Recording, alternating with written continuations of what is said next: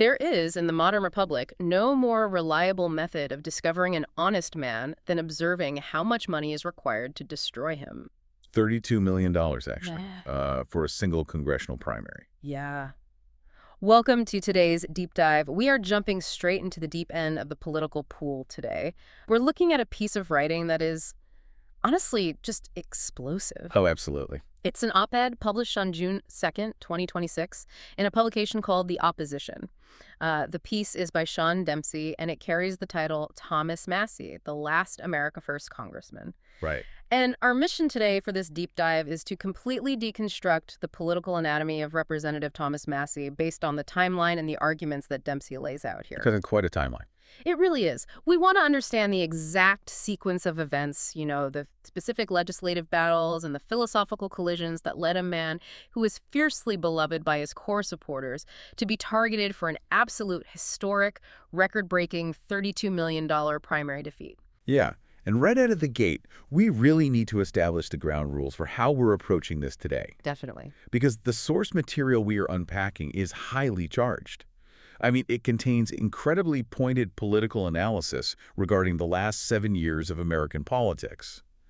And it touches on some very, very sensitive nerves for both left-wing and right-wing paradigms. For sure. So let's make this explicitly clear to you, the listener, right now. We are not endorsing the viewpoints of this article. No. We are not taking a side on these partisan issues or the foreign policy debates or, the intense internal party conflicts mentioned in the text. Our role here is strictly impartial. We are just here to act as your guides, to unpack the author's arguments impartially, and to trace the factual timeline of Massie's final years in office. Exactly. We are looking at the systems at play here. And Dempsey's opening premise, that you find the honest man by seeing what it costs to ruin him, it sets up a massive contrast. It really does. He contrasts this honest man with what he calls the cheerful little instrument of Washington.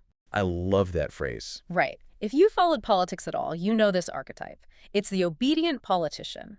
The person who happily rubber stamps multi-trillion-dollar budgets, works the donor reception circuit, gets their 5 minutes of cable news hits, and actively contradicts their own campaign literature just to stay in the good graces of the establishment. Yeah, and the author frames the very nature of political survival around this compliance. The argument is that a politician is rarely troubled by the systemic powers of Washington as long as they play along. Right. Play along with the culture of continuous expenditure and continuous expansion of government. Basically, the system protects those who protect the system. Yeah. But Massie, according to this op-ed, he committed the ultimate sin. He asked forbidden questions. Specifically, he asked 2 foundational questions about every single piece of legislation that crossed his desk. Okay, let's unpack this. What were the questions? Well, the first one was simply, is this constitutional? Okay. And the second, who pays? Yeah, that'll do it. Right. And if the answer to who pays was your grandchildren, well, Massie simply voted no. Which sounds like a great campaign slogan, honestly. It does. But the author's central thesis is that actually enforcing those 2 questions on the floor of the House of Representatives, like in real life, is what led to his downfall. It wasn't a scandal. It wasn't a sudden shift in ideology. It was his rigid, absolute, unyielding consistency. Which is such a fascinating lens to view a political career through because, usually consistency is what voters say they want, right? Yeah, thickly. But Dempsey argues that in modern Washington, absolute consistency is actually a threat. The author points out that Massie applied his principles equally to both Democrats and Republicans. And to illustrate this, he pulls a statistic that is genuinely hard to wrap your head around. Oh, the 1.8% stat. Yes. During the 117th Congress under President Biden, an analysis by 538 showed that Massie voted with Biden's stated position exactly 1.8% of the time. Wow. He tied with Representative Chip Roy as the House member least likely to side with the president, out of everyone. Let's pause and look at the mechanics of that 1.8% figure because, in modern governance, that is a statistical anomaly. Really? Why is that so unusual? Well, because Congress passes a lot of naming of post offices, procedural unifications, baseline funding resolutions, things that are broadly bipartisan just to keep the lights on. Oh, right. The boring stuff. Exactly. To hit 1.8% means you are actively defying the gravitational pull of the entire legislative apparatus on a daily basis. That's intense. But the author makes a very specific, nuanced point about this hostility toward the Democratic administration. Opposing a Democratic president is exactly what a Republican congressman is expected to do. Sure. The op-ed calls this the theatrical portion of Washington's obligations. Opposing the rival party is the easy part. It's what you do to raise funds. It's the performance. Right. The real friction, the reason the establishment turned on him so aggressively, comes from how Massie behaved when his own party was in power and tried to do the exact same things. Because he didn't switch off his calculator just because the guy in the Oval Office had an R next to his name. Exactly. Despite having this incredibly combative stance against his own party's leadership whenever they expanded the government, nobody could actually claim he wasn't conservative. The major scorecard organizations loved him. Oh, they adored him. Heritage Action gave him a 96% session score and an 83% lifetime score. And in 2024, the Club for Growth gave him a perfect 100% rating. And those scores are crucial to the author's argument. They prove that Massie wasn't some closet moderate or, a contrarian just trying to be a thorn in the side of the leadership for the sake of getting on TV. Right. These scorecards are meticulously calculated based on a legislator's commitment to making the federal government smaller, poorer, weaker, and less intrusive. The tension, the op-ed argues, arises because the establishment expects you to fight the opposition tooth and nail, but they absolutely demand that you turn a blind eye when your own party decides to embrace trillion-dollar deficits. Okay, I have to push back on this a little bit because I think a lot of people listening might have this exact thought right now. Go for it.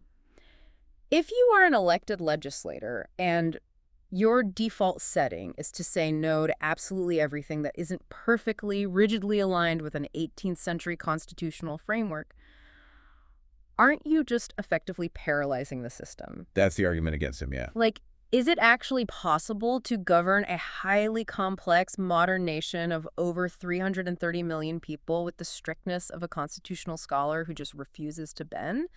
Because the counterargument is that politics is the art of the possible, right? Compromise is how you get things done. That is the defining critique of the purist. Yeah. And the author anticipates it by drawing a very sharp distinction between a politician and a statesman. Oh, interesting. How does he define them? The op-ed defines a politician as someone who looks at a piece of legislation and asks, can this bill pass? They are looking at the immediate mechanics, the vote counts, the coalition building, the optics for the next election cycle, the donor reactions. But a statesman, the author argues, looks at the exact same piece of legislation and asks, can the country survive it? Ah. So it's an entirely different timeline of consequence. Exactly. The politician is looking at next Tuesday, and the statesman is looking at 50 years from now. Precisely. To someone with Massie's philosophy, as portrayed in the text, compromise is not a virtue if it means compromising basic arithmetic, or if it means ignoring the literal text of the Constitution. Right. The author suggests that in a legislative body where compromise is viewed as the only virtue, the inevitable mathematical result is what we have now. Massive, unpayable debt and boundless government overreach. Because everyone just takes a little bit. Right. When everyone compromises just a little bit on every bill to get their slice of the pie eventually consumes the entire economy. Dempsey argues that in a city where basic arithmetic is treated as sedition, Massie's refusal to play the game wasn't him taking his ball and going home. It was him refusing to participate in the deliberate bankruptcy of the nation. And that refusal to participate in the bankruptcy didn't just frustrate the Democrats, it put him on a direct collision course with his own party's leadership. Oh, yeah. Which brings us to the first major battlefield Dempsey outlines, the National Checkbook and what the author calls fantasy math. The op-ed points out that Massie's opposition to government expansion was entirely agnostic regarding who held power. I mean, he voted against the massive COVID spending bills when they were pushed under the Trump administration, and he voted against the major expansions during the Biden era. Equal opportunity opposition. Exactly. But the author highlights one specific legislative battle as the ultimate defining test of Massie's fiscal resolve. Right. The One Big Beautiful Bill, or the BBB. This was heavily pushed by the Trump administration, and the numbers here are just staggering. The Congressional Budget Office, the CBO, which is the nonpartisan referee for how much things cost, they estimated the single bill would add $3.4 trillion to the federal deficit over the 2025 to 2034 period. $3.4 trillion. Yeah. $3.4 trillion. We throw the word trillion around so casually now, but mathematically, a trillion seconds is over 31,000 years. That really puts it in perspective. And this bill wanted to borrow 3.4 of them. And look at the final vote tally the author provides for this massive expansion. The House passed the BBB by an incredibly narrow margin, 218 to 214. Wow. Out of the entire Republican conference, only 2 Republicans voted no.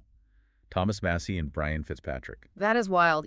When we talk about national debt, the standard cliche is always comparing it to a family budget. The family has maxed out their credit cards. Right, you hear that all the time. But that analogy always feels a bit weak because a family can't print its own currency. Based on what Dempsey is describing here, a better analogy might be like a massive corporate boardroom. Okay, how so? It's like a board of directors voting to take out high-interest payday loans just so they can pay themselves massive executive bonuses this quarter, knowing full well that the company is going to default and go bankrupt long after they've all retired and cashed out. That's bleak. Right.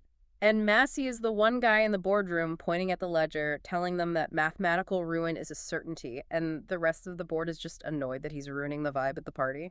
That corporate board analogy gets much closer to the mechanics of sovereign debt that Massie was warning about. The author notes that Massie explicitly called the BBB a debt bomb ticking. A ticking bomb. Yeah. And we have to understand how that bomb works. When Congress passes a $3.4 trillion deficit bill, they don't have that money sitting in a vault. They have to borrow it by issuing treasury bonds. Investors buy those bonds, and the government promises to pay them back with interest. Okay, standard borrowing. Right. And for a long time, interest rates were near zero, so the politicians could use what Massie called fantasy math. They could pretend borrowing was basically free. But Massie was sounding the alarm that bond investors in the real world are not charities. If inflation rises or if faith in the currency wavers, those interest rates spike. And when they spike on a national debt of $36 trillion, the interest payments alone start consuming the entire federal budget. You end up having to borrow money just to pay the interest on the money you already borrowed. Exactly. The sheer physics of the debt becomes a catastrophe that cannot be legislated away. You can't pass a law outlawing math. Right. Math always wins. It does. And the author mentions a physical detail that highlights how central this was to Massie's identity. He wore a literal national debt clock on his lapel. Right. Like a digital clock. Yes. And Dempsey notes that he didn't wear it as a quirky piece of jewelry. He wore it as a persistent, ticking accusation against his peers in both parties. Which really forces us to look at the broader implications for the Republican Party's brand. Dempsey points out a deep hypocrisy here. What does the term limited government actually mean if trillion-dollar deficits are suddenly treated as an act of patriotism, just as long as it's your own party writing the bill? That's the million-dollar question. Or trillion-dollar, I guess. Right. The op-ed claims that Massie actually believed the campaign rhetoric of less government. He thought it was a binding philosophy.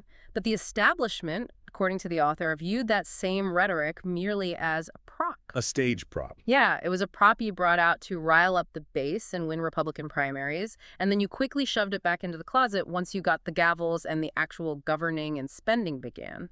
And that tension over the macroeconomy, the multi-trillion-dollar debt bombs, is really only half the story. The author transitions from these massive abstract numbers on a spreadsheet down to the micro level.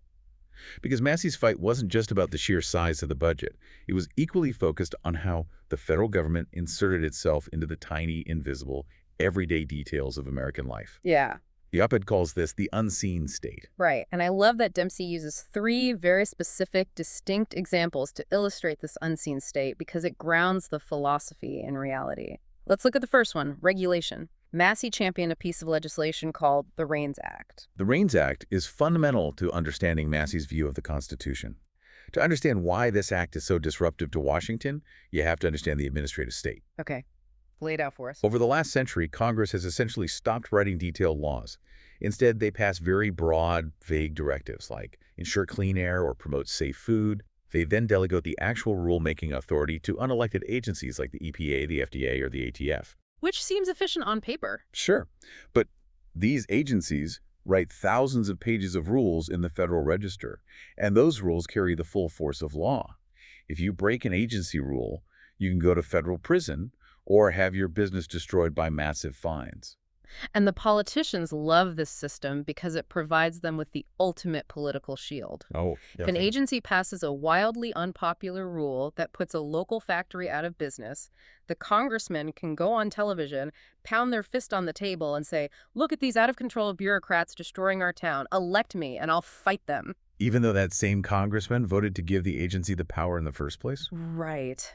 It's wild. It's a closed loop of avoiding accountability.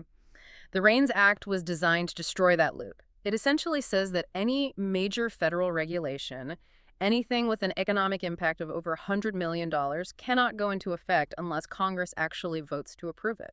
Dempsey points out that for Massie, this wasn't just about stifling economic growth with red tape, though that was part of it. More fundamentally, it was about constitutional order. If a rule is going to bind the citizens, the elected officials in Congress must have their names on the record supporting it. They cannot hide behind unelected bureaucrats. Okay, so that's the macroeconomic regulatory state. The second example the author gives feels so incredibly niche, but he argues it's deeply profound. Food freedom.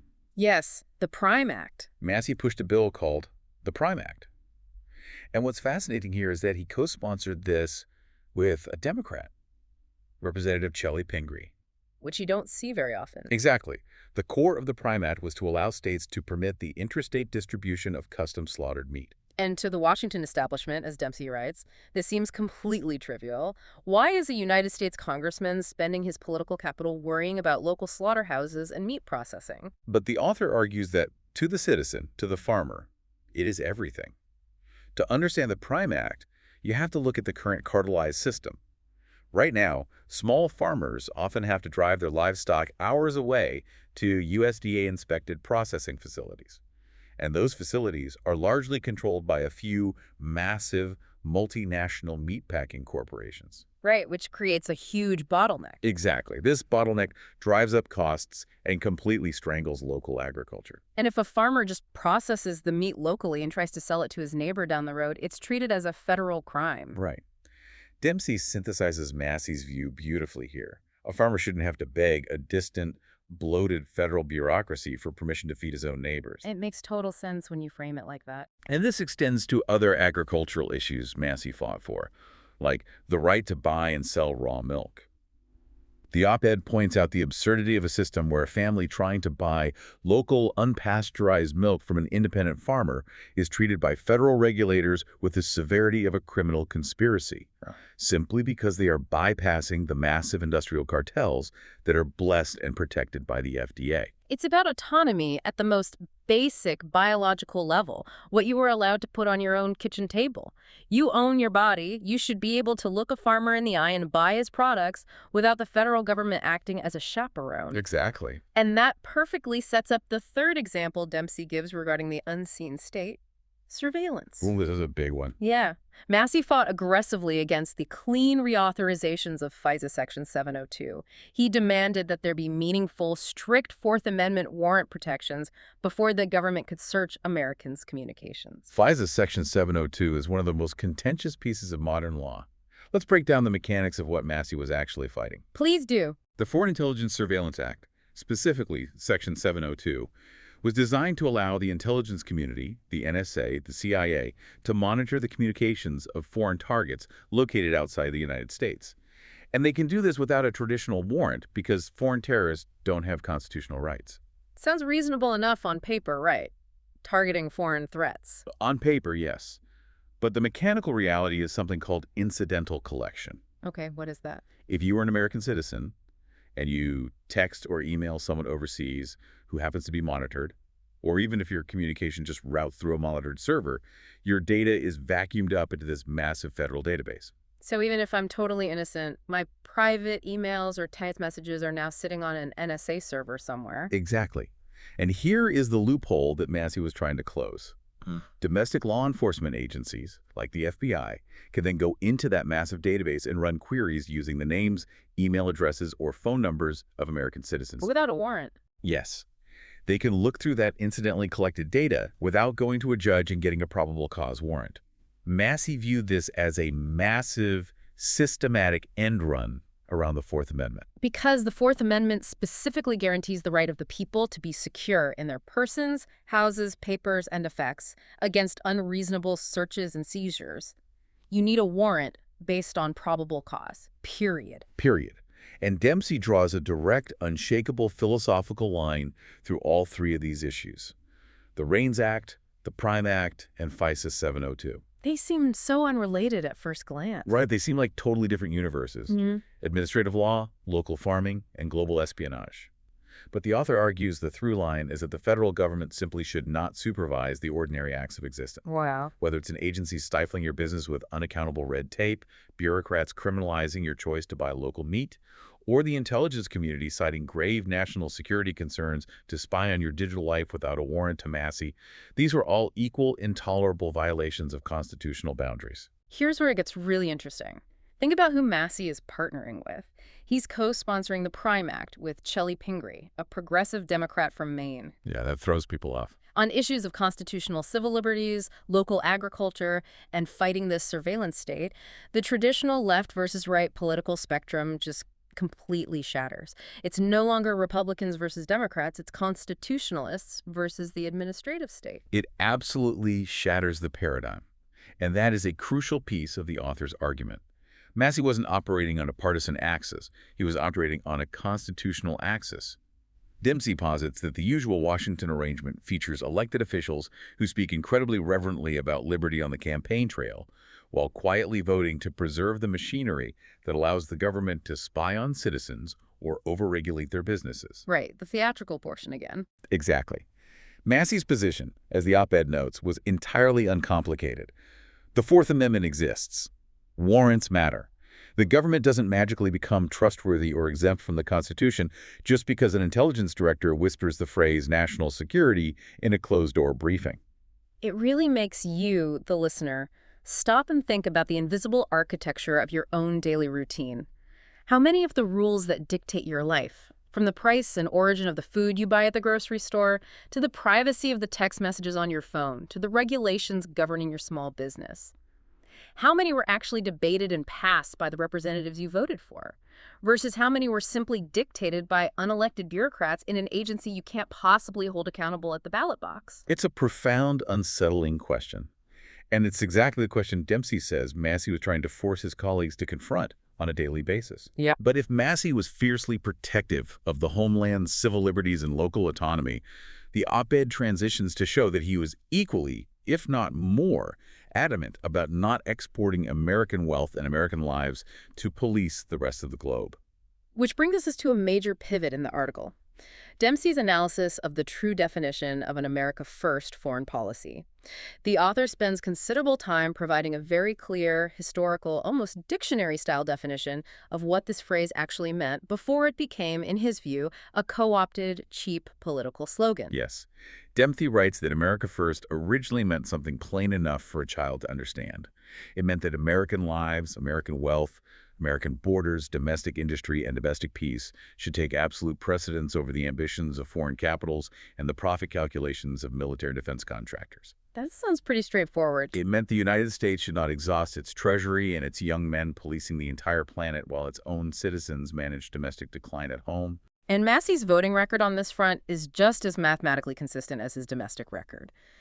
The article details his votes against foreign aid, specifically focusing on the massive security supplemental packages that moved through Congress. In April 2024, there was a package for Ukraine that passed 311 to 112. Massie voted no. Right. There was an Israel security package that passed 366 to 58. Massie voted no. He also voted against an earlier Ukraine aid measure in September 2023. And the author makes a critical point here to emphasize that these are not easy votes for a Republican to take. These aren't the kind of votes that get you applause lines at mainstream political conventions. In fact, Dempsey notes they invite the exact opposite. Oh, yeah. The attack ads? The attack ads, intense donor fury, and endless scolding from cable news anchors. The establishment consensus in Washington is that a refusal to fund these foreign governments is practically proof of a moral deformity. It is treated as isolationist lunacy. That's a heavy pressure. But Massie, according to the text, bypassed the emotional blackmail and boiled his stance down to one central, devastatingly logical question. I want to read this quote directly from the piece because it encapsulates the entire argument. He asked, Why is a nation $36 trillion in debt borrowing money to send abroad while its own people are told there is no money for them? Let's unpack the mechanics of that question because it ties perfectly back to our earlier discussion about the debt bomb. Right. When Congress votes to send $50 billion to a foreign nation, they are not taking surplus tax revenue out of a savings account. They are issuing new treasury bonds. They are borrowing money from investors, sometimes even foreign investors or central banks, to give that money to another foreign government. Or, more accurately, to give that money to American defense contractors, who then ship the weapons abroad. Wow. And the American taxpayer is left paying the interest on that newly borrowed $50 billion forever. It is the absurdity of taking out a second mortgage on your own house so you can pay for your neighbor's security system while your own roof is actively caving in. That's a great way to put it. And Dempsey notes that Washington had no answer to that question, only vapid stares.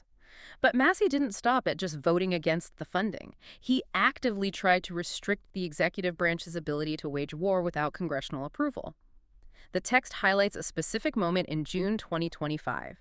Amid rapidly rising tensions and the threat of a wider war involving Iran, Massie partnered once again with a prominent Democrat, Representative Ro Khanna.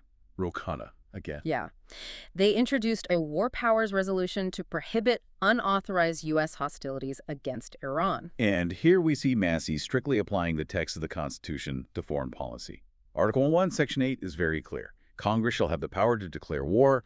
The president is the commander-in-chief, but he cannot unilaterally initiate hostilities without authorization unless repelling a sudden attack. Right. Massie was trying to force Congress to take responsibility. If the establishment wants a war with Iran, they need to put their names on the board and vote for it. Massie stated it bluntly. I'm quoting from the piece again. Congress has the sole power to declare war against Iran, and the ongoing war between Israel and Iran is not our war. What is deeply fascinating here is how Dempsey contextualizes this stance within the broader political timeline of the conservative movement. Yeah. The author points out that this non-interventionist, anti-nation-building stance was exactly the America First foreign policy that Donald Trump campaigned on when he promised no new wars. That was a huge part of the platform. He promised to stop the endless foreign entanglements. Massie supported that promise. Tens of millions of voters supported that promise. Right. It feels like the term America First became a franchise, like a popular fast food chain.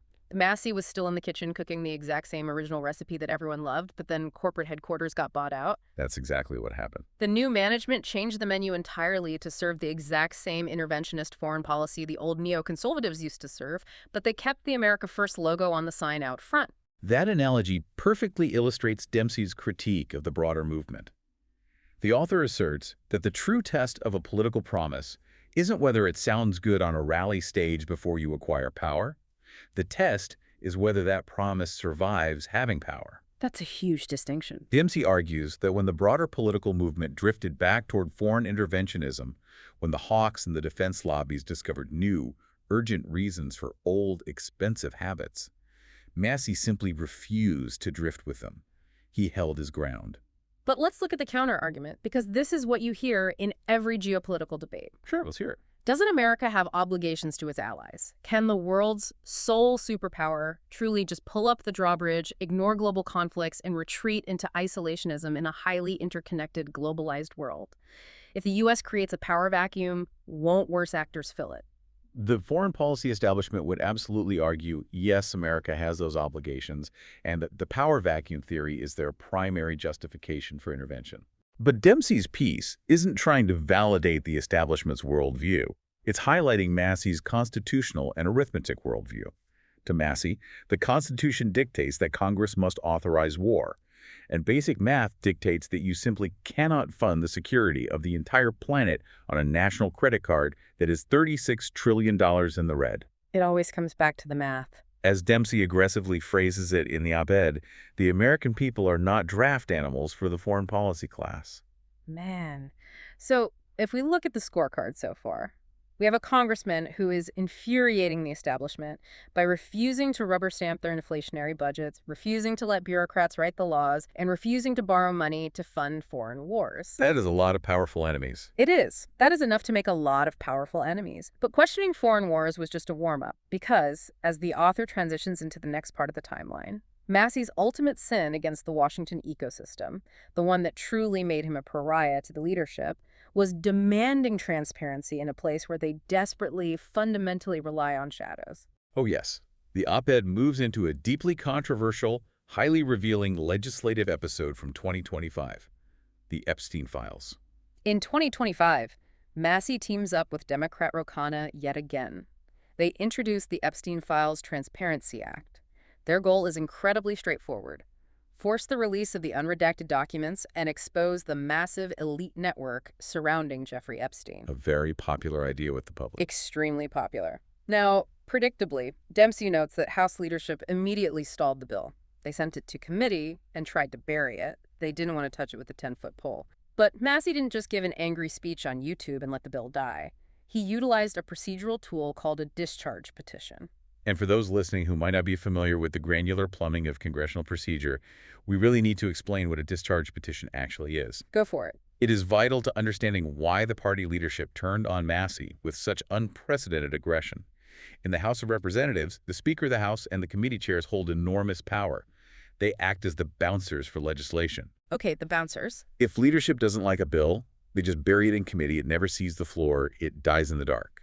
A discharge petition is a mechanism designed to bypass those bouncers. How does it work? If a member can get a pure majority, 218 signatures from their colleagues across the entire House, they can forcibly extract the bill from the committee and pull it directly onto the floor for a mandatory vote. So you are basically organizing a mutiny against the Speaker's authority. Exactly. It is incredibly rare because it is viewed as a direct, hostile act of defiance against your own party's leadership. It is hand-to-hand legislative combat. You are publicly embarrassing the Speaker of the House by forcing their hand and proving they don't have control of the floor. Members are heavily pressured by leadership never to sign a discharge petition. But Massey did it anyway. He relentlessly gathered the 218 signatures, he bypassed the bouncers, he forced the vote. And when the Epstein Files Transparency Act finally got to the floor, stripped of all the procedural hiding places, it passed overwhelmingly.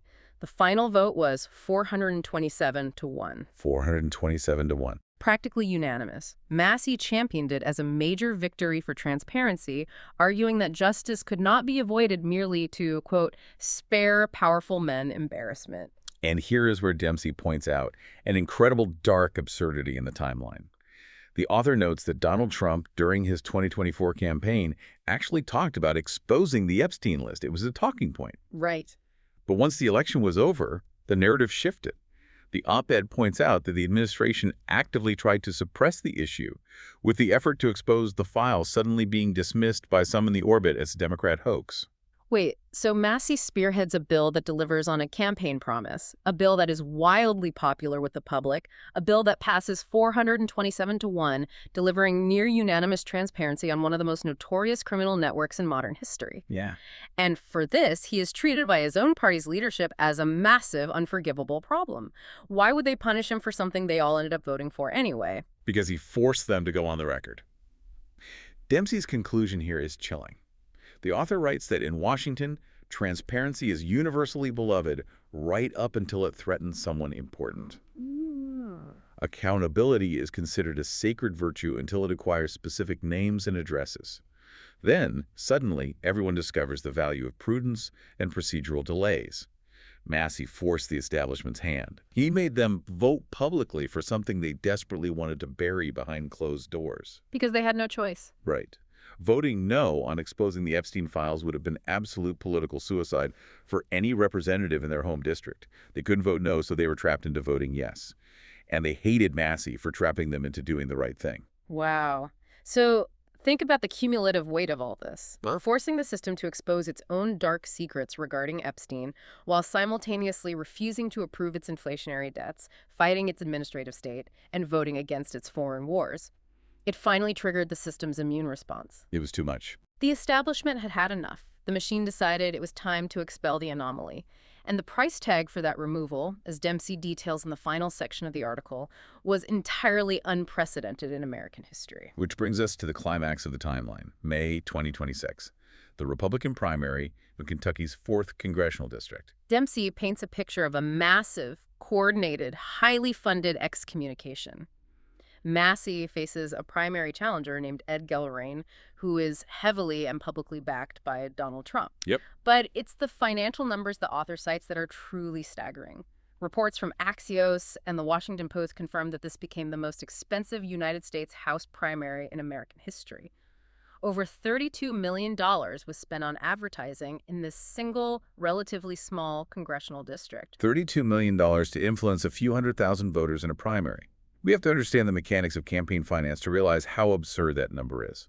Direct contributions to a candidate are capped by law. A regular citizen can only give a few $1,000s. So how do you get to $32 million? To reach $32 million, you are talking about independent expenditures, super PACs, dark money groups.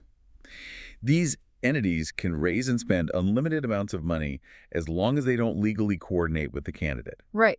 They blanket the airwaves with attack ads, they flood mailboxes with glossy flyers, they run advanced micro-targeted digital campaigns. They physically alter the reality of a local election through sheer financial saturation.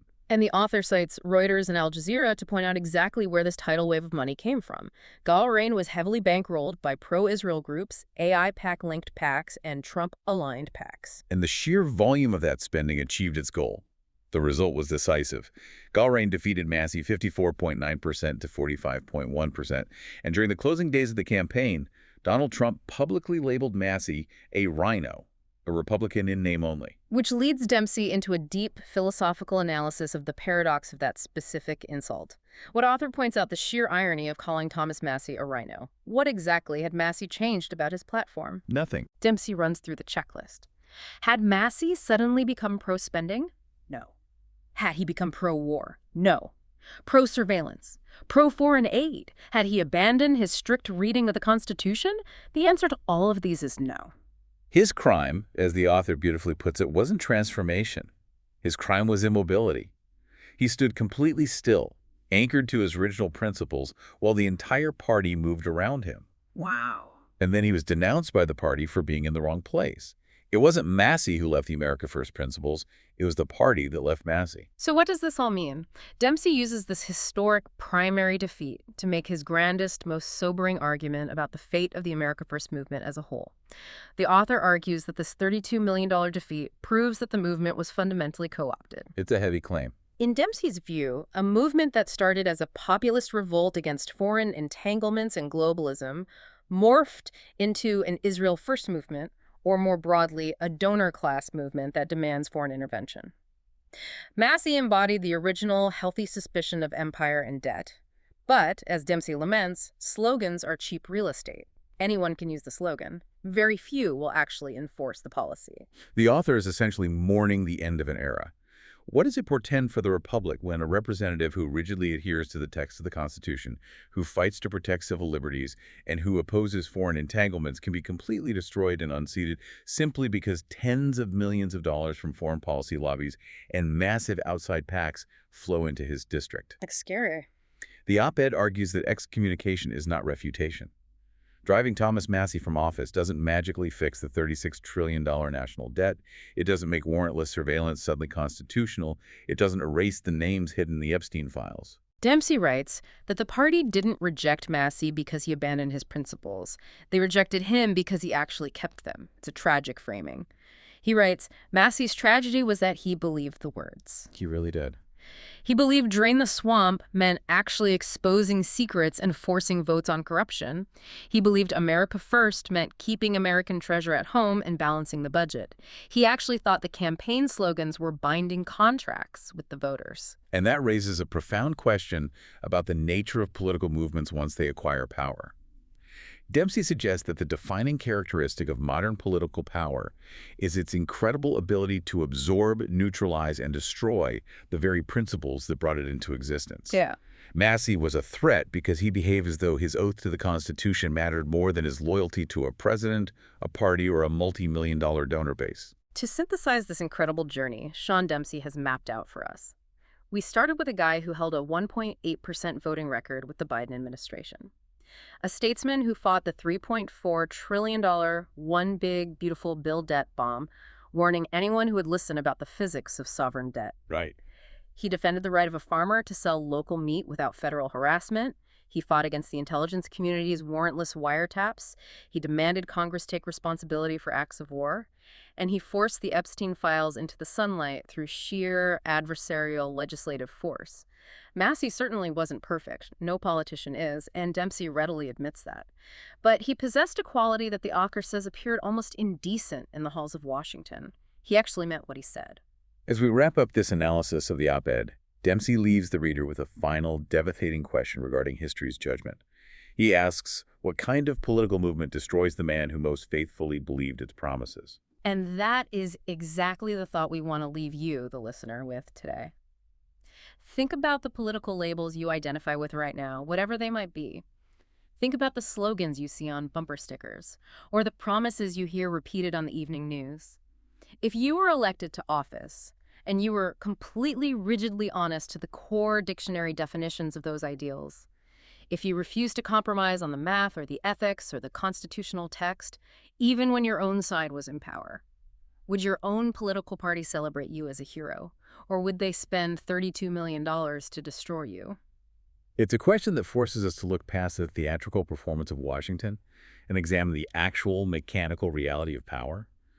Are we electing representatives to uphold a strict set of principles, or are we just electing cheerful little instruments to manage our slow, comfortable bankruptcy? Thank you for joining us on this deep dive into Sean Dempsey's fascinating and provocative article. We encourage you to keep reading, keep analyzing the mechanics of how these systems actually work, and most importantly, keep asking the hard questions. We'll catch you next time.